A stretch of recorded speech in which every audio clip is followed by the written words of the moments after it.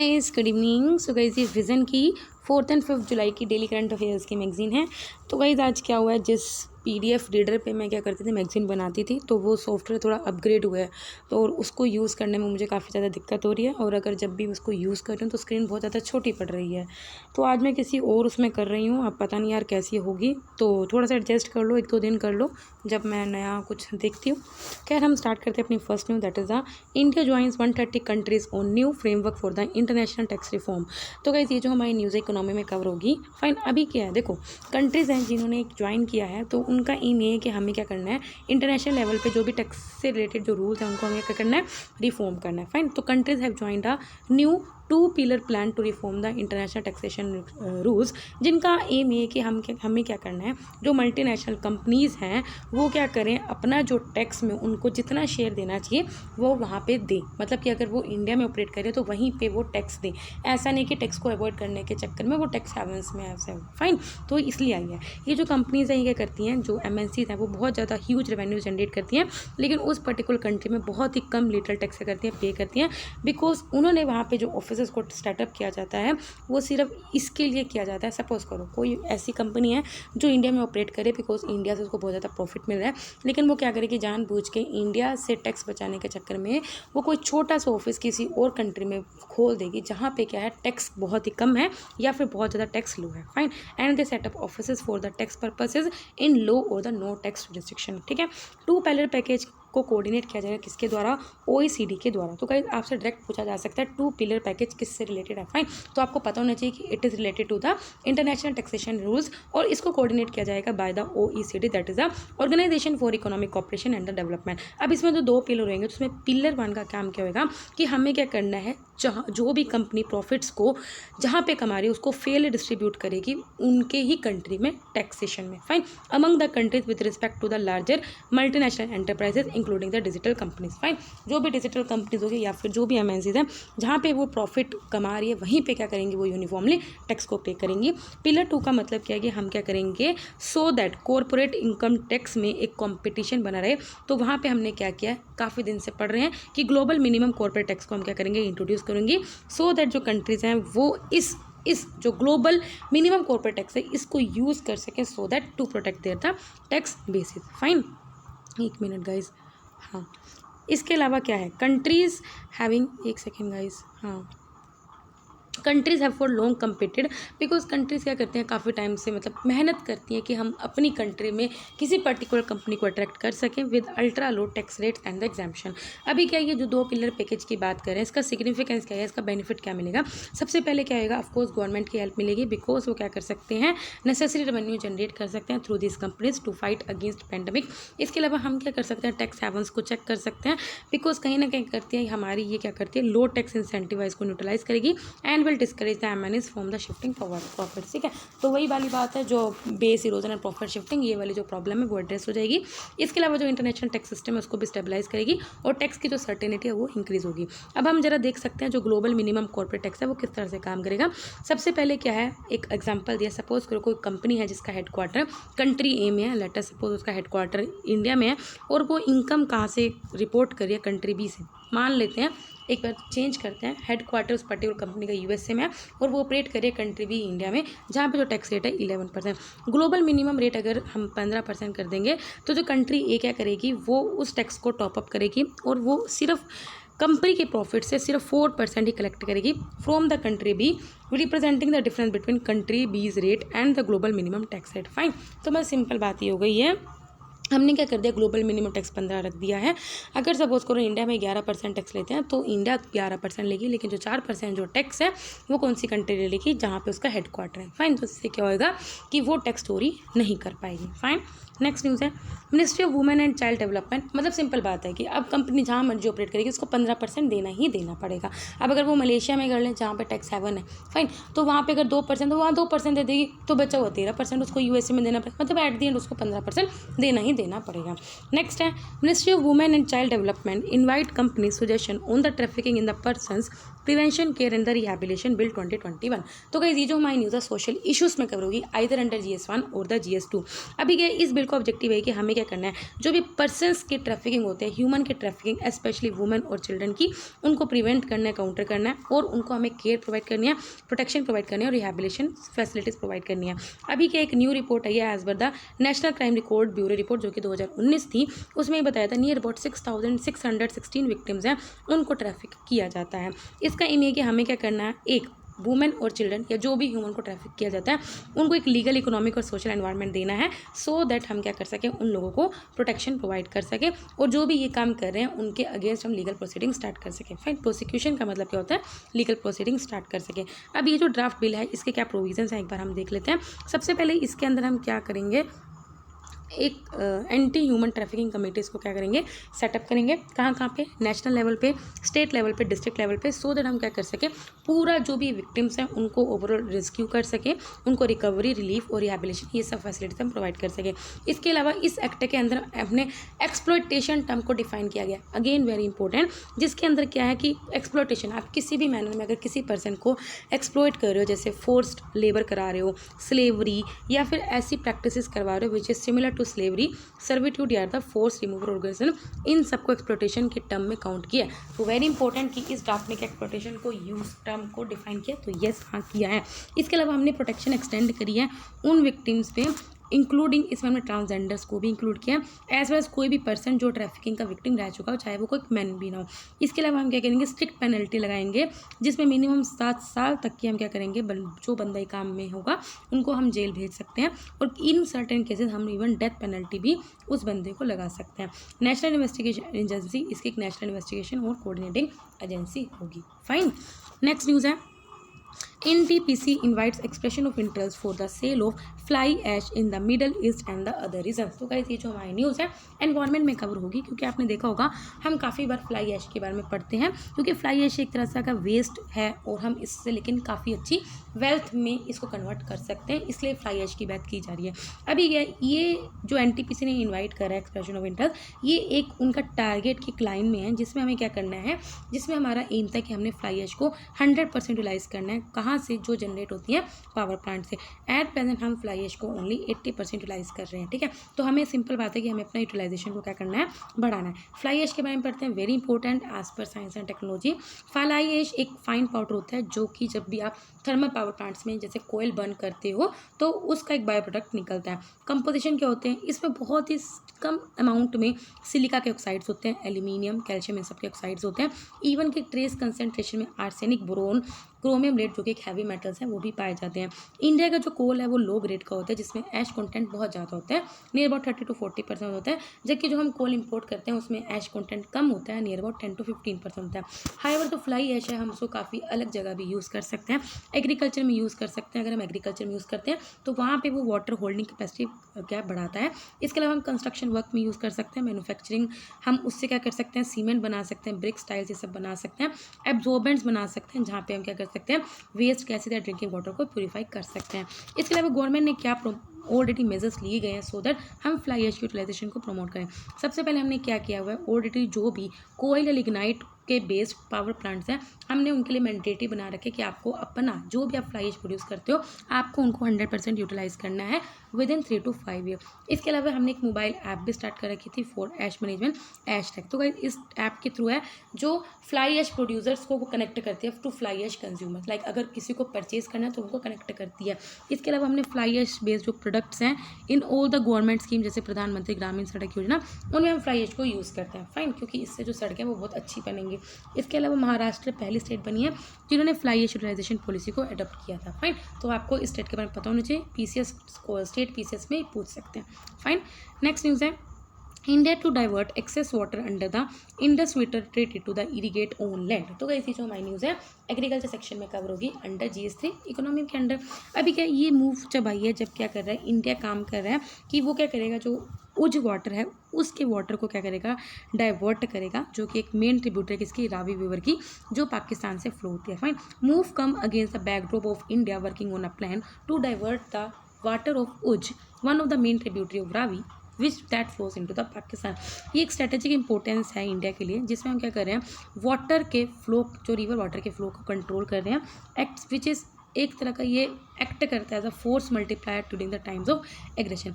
अब आपको Indus water treaty के बारे में पता होना चाहिए, ज्योग्राफी के बेसिक पे ये काफ़ी अच्छा क्वेश्चन होता है। ये साइन हुई थी इंडिया और पाकिस्तान में 1960 में, और इसको कराया किसने था, वर्ल्ड बैंक ने कराया था, जिसको सिग्नेटरी कराया था, ठीक है। तो world bank it acts as a broker.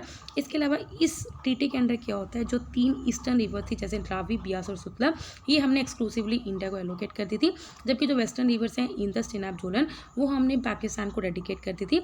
लेकिन इंडिया को कुछ राइट्स इसमें दिए गए थे कि इंडिया इन रिवर्स का पानी एग्रीकल्चर, नेविगेशन या डोमेस्टिक यूज़ इन सब में यूज़ कर सकता है, इवन कि हाइड्रो इलेक्ट्रिसिटी जनरेट करने के लिए भी यूज़ कर सकता है। फाइन, एक सेकेंड यार। हाँ, इंडिया का जो शेयर है, अब क्यों इंडिया को इन 3 रिवर्स का राइट दिया गया, क्योंकि जो इंडिया के पास इंडस वाटर ट्रीटी के अंडर जो शेयर आया था वो सिर्फ 33 मिलियन एकड़ फीट आया था, जो कि 20% है, वाइल पाकिस्तान को 80% वाटर रिसीव हुआ था। फाइन, तो इंडस वाटर ट्रीटी का जो नोटेबल फीचर था वो यही था कि हमें एक परमानेंट इंडस कमीशन को एस्टेब्लिश करना है, जिसमें हम क्या करते हैं, एक कमिश्नर है हर एक कंट्री का जो इंडस वाटर ट्रीटी को इम्प्लीमेंट करता है, एज वेल एज अगर दोनों कंट्रीज में कोई भी डिस्प्यूट्स हो जाते हैं उनको सेटल करता है, डिफरेंसेस को सेटल करता है by this agreement. Neutral expert होता है। एक अर्बिट्रेशन मतलब कि आउट ऑफ द लॉ हम क्या करते हैं, कुछ सुलह कर लेते हैं डिप्लोमेसी मेजर से। फाइन, तो ये थी Indus water treaty and I hope आपको समझ में आया होगा। नेक्स्ट न्यूज़ है, forex reserve surge to lifetime high of the $598.16 billion. तो हमारी इंडिया का सबसे पहली बार फॉरेक्स जो रिजर्व है वो इतना ज़्यादा बड़ा है। तो गाइस ये जो हमारी न्यूज़ है इकोनॉमी में कवर होगी। अभी क्या है, अब हमारा जो फॉरेक्स रिजर्व है जो बड़ा है वो हमारा, एक सेकेंड यार, हाँ, जो रिजर्व पड़ा है वो मेनली हमारा पड़ा है on the account of an increase in the foreign currency asset, a major component of the overall reserve. आपको पता होगा गाइस, फॉरेक्स रिजर्व में काफ़ी अलग अलग कंपोनेंट्स होते हैं, मतलब ये नहीं कि फॉरेन रिजर्व में सिर्फ डॉलर है, नो, ठीक है। ये वो रिजर्व होता है जो हमारा जो सेंट्रल बैंक है, जो आरबीआई है, वो अपने पास रखता है फॉरेन करेंसी में। आरबीआई का जो फॉरेक्स रिजर्व है इसके अंदर क्या क्या होता है, एक तो फॉरेन करेंसी एसेट होता है, जिसके अंदर हम क्या क्या होता है, जो भी कैपिटल इनफ्लो हो रही है कैपिटल मार्केट से, या फिर एफडीआई की फॉर्म में जो पैसा आ रहा है, फॉरेन डायरेक्ट इन्वेस्टमेंट की फॉर्म में जो पैसा आ रहा है, या फिर जो हम एक्सटर्नल कमर्शियल बोरिंग, मतलब अगर बाहर से हम कोई भी उधार ले रहे हैं ना किसी भी कंट्री से, वो पैसा सारा किस में कवर होता है, फॉरेन करेंसी एसेट में होता है। गोल्ड होता है, स्पेशल ड्राइंग राइट्स जो कि एक हमारा आईएमएफ का कोटा होता है। फाइन, ये आपको पता होगा, नहीं पता होगा तो आप इकोनॉमी पढ़ो, ठीक है। स्पेशल ड्राइंग जो राइट होता है वो एक आर्टिफिशियल करेंसी होती है, एक तरह का ये एक राइट होता है, लाइक हर एक कंट्री का कोटा होता है, जितना % कोटा होता है तो उतना मतलब आपका राइट है आईएमएफ में, ठीक है।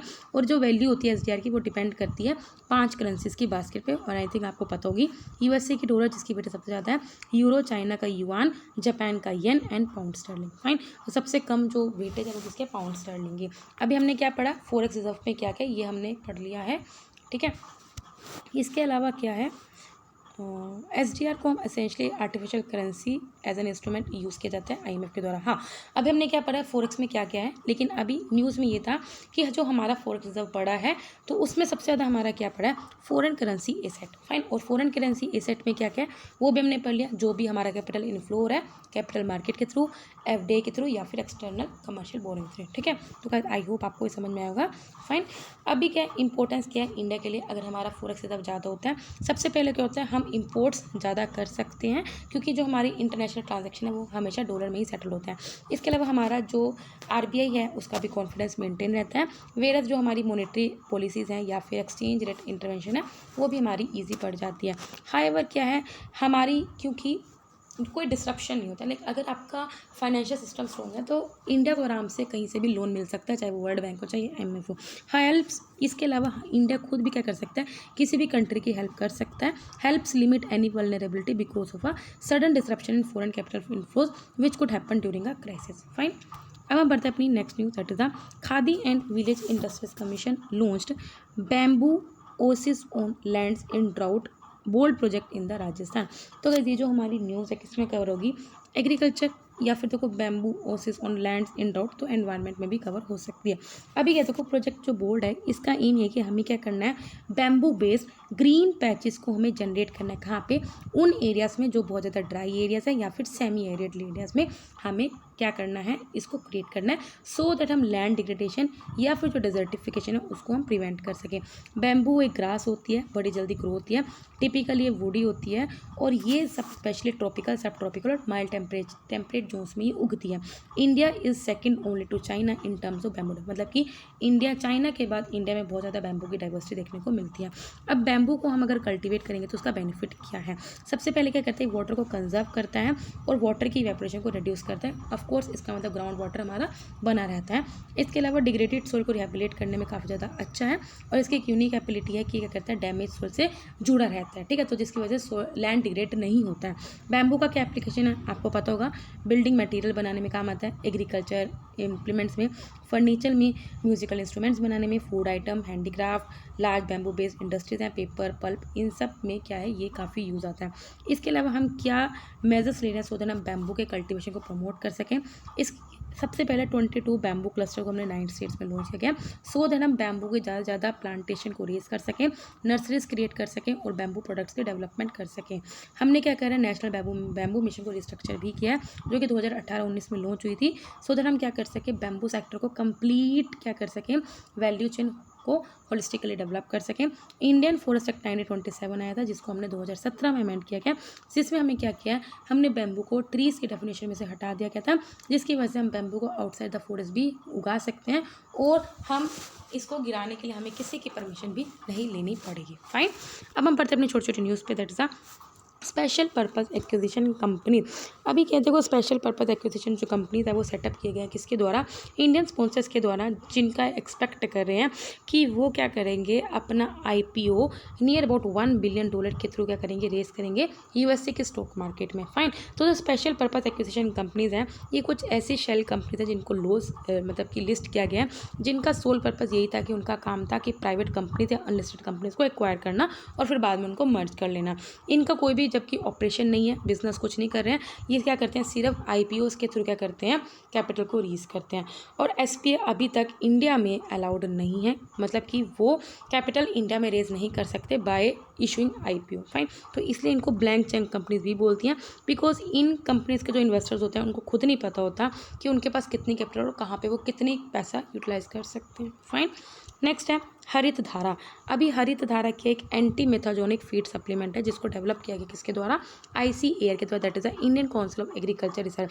अगर हम जब भी ये जो सप्लीमेंट देंगे, दैट इज़ द बोवाइंस मतलब जो भी मिल्क प्रोड्यूस करते हैं एनिमल्स या फिर शीप्स को, तो क्या होएगा, उनके जो मीथेन एमिशन है वो 17 से 20% घट जाएगा और वो मिल्क की प्रोडक्शन क्या करेंगे, ज़्यादा बूस्ट होगी पर्टिकुलर बोवाइन एनिमल्स में। मीथेन प्रोड्यूस किया जाता है एनिमल्स के द्वारा हैविंग रूमन, और जो फर्स्ट ऑफ देयर 4 स्टोमक्स हैं where the plant material they get eats and fermented और broken down by the microorganism. Fermentation की वजह से क्या होता है, CO2 और हाइड्रोजन का प्रोडक्शन होता है जिसको यूज़ किया जाता है बाय द आर्किया, जो कि एक तरह का माइक्रोब है जो मीथेन को प्रोड्यूस करता है। फाइन, तो सिंपल बात ये कि हरित धारा एक तरह का सप्लीमेंट है जो हम बोवाइन एनिमल्स को देंगे, शिप्स को देंगे, जिसकी वजह से जो मीथेन एमिशंस है वो हमारे 17 से 20% तक क्या है, घटेंगे। नेक्स्ट है fast detailed accident report fast DAR scheme. तो रिसेंटली क्या दिल्ली पुलिस ने क्लेम किया कि उन्होंने पहला केस अंडर द स्कीम को रिजोल्व किया। इसको फ्रेम किया गया था, स्कीम को फ्रेम किया गया था by the Delhi high court, जिसमें ये था कि हमें क्या करना है, अगर कोई भी रोड एक्सीडेंट की वजह से डेथ्स होती हैं तो उसमें जो भी कंपनसेशन क्लेम करना है उसको विद इन 10 डेज करना है। फाइन, तो ये इससे रिलेटेड था। रिसेंटली का जो दिल्ली, नेक्स्ट है भारत रत्न। फाइन, तो ये आई थिंक ये आपने न्यूज़ पढ़ा होगा, रिसेंटली का जो दिल्ली के CM है केजरीवाल जी, उन्होंने भारत रत्न बोला है कि हमें इस साल इंडियन डॉक्टर्स को भारत रत्न देना चाहिए। Bharat Ratna highest civilian award है जो हम कंट्री में देते हैं और इसको अवार्ड किया जाता है अगर आपने कोई एक्सेप्शनल सर्विस परफॉर्म की है in the highest order in any field of human Endeavour. Fine, even इसके अलावा जब हम इंडियन सिटीजन्स को ही देते हैं और इसमें कोई रिटर्न प्रोविज़न नहीं देते हैं, रिकमेंडेशन किसको हमें देना चाहिए, प्राइम मिनिस्टर करते हैं himself to the president. Fine, और जो नंबर ऑफ एनुअल अवार्ड मतलब कि भारत रत्न हम एक साल में कितने देंगे, वो हम सिर्फ 3 लोगों को ही दे सकते हैं और it is also not mandatory that Bharat Ratna be awarded every, मतलब ये नहीं कि हर साल देना ही देना है। फाइन, नेक्स्ट है Swami Vivekananda, that is the 12 January to 4 July 1902। तो he was born as a Narendra Nath Datta और ये एक मोंक थे चीफ डिसिपल थे रामकृष्ण परमहंस के, आपको पता होगा। इनकी जो टीचिंग थी, राइटिंग थी, वो उन्होंने वेदांता फिलोसफी पर फोकस किया था। इन्होंने रामकृष्ण मिशन को एस्टेब्लिश किया था और रामकृष्ण मठ को एस्टेब्लिश किया था 1897 में। इन्होंने हिंदुज़म को रिप्रेजेंट किया था 1893 की world's parliament of religious in Chicago. इनके 4 क्लासिक्स हैं जिनका नाम है जनाना योगा, भक्ति योगा, कर्म योगा, राजा योगा, और ये आउटस्टैंडिंग ट्रीटिस है हिंदू फिलोसफी पे। लास्ट न्यूज़ है कुछ प्लेसेस से न्यूज़ में। एक है पंचमूली लेक, रिसेंटली क्या क्रोकोडाइल्स को शिफ्ट किया गया है पंचमूली लेक से, so for the safety tourist जो स्टैच्यू ऑफ यूनिटी को विजिट कर रहे हैं गुजरात में। पंचमूली लेक, इनको डाइक 3 भी बोलते हैं, ऑफ सरदार सरोवर डैम, जिसको डेवलप किया गया फॉर टूरिस्ट जो विजिट कर रहे हैं स्टैच्यू ऑफ यूनिटी। नेक्स्ट है बगराम एयरफील्ड, रिसेंटली के यूएस और उनके एलिस ने क्या किया, बगराम एयरबेस को एग्जिट कर दिया। बगराम एक परवन प्रोविंस है अफगानिस्तान का। बरगम जो एयरफील्ड था वो यूएस से मिलिट्री वॉर का एक साइट होती थी against the Taliban and al Qaeda terrorist outfit. ठीक है, तो फिर यहाँ पे हमारे डेली करंट अफेयर्स कंप्लीट होते हैं। अगर आपको वीडियो पसंद आए तो लाइक करना, कोई डाउट हो कमेंट करना। तब तक ले बाय बाय, टाटा।